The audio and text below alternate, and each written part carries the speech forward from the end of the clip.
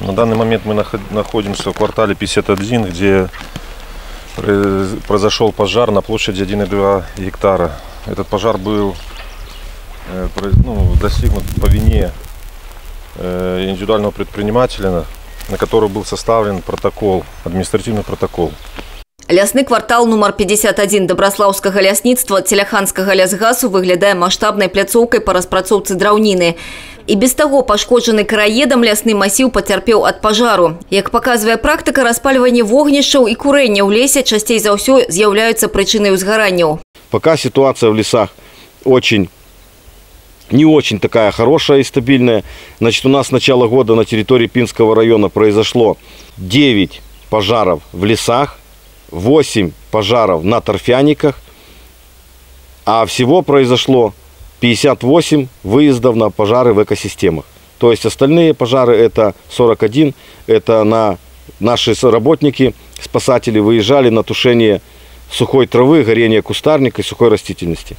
С 14 чэрвеня ў Пінскім раёне аб'яўлены 4-й клас пажарнай небяспекі. Гэта значыць, існуе высокая ступень верагоднасці ўзнікнення і распаўсюджвання пажараў.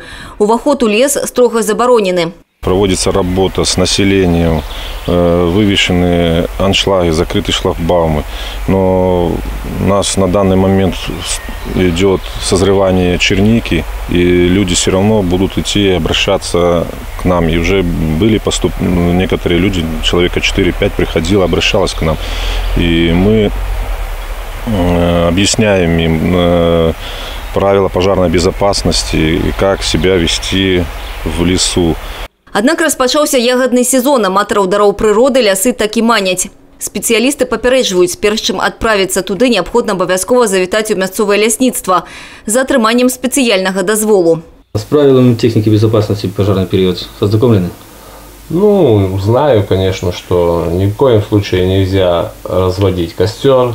Ну, вы в курсе, что сейчас пожароопасный период. Да. Техникой заезжать сейчас запрещено. Да. До леса доехали. Велосипедами поедем в лес. Курить запрещено, костры запрещено. Падобныя гутаркі, але ўжо з самай маленькай катэгорыі жыхароў раёна пастаянна праводзяць і супрацоўнікі Пінскага гаррайаддзела па надзвычайных сітуацыях. У краіне стартавала рэспубліканская акцыя «Каникулы без дыму и огню». То, что нужно соблюдать такие правила безопасности в лесу, на речке или на каких-нибудь пикниках. Нельзя разжигать костры в лесу, нельзя выходить без разрешения родителей купаться. В лесу есть торф, и он может просто загореться от солнца. Конечно, плен есть. Для того, каб яны ведали, что здоровье это самое главное, для того, что бяспека залежыць от іх самих, і ў першую чаргу летом, потому что гэта час, калі яны больш за ўсё застаюцца самі з сабой. Наведванне ляснога масіву, распальванне вогнішчаў і курэнне, уезд асабістага транспарту забаронены сёння па ўсім рэгіёне.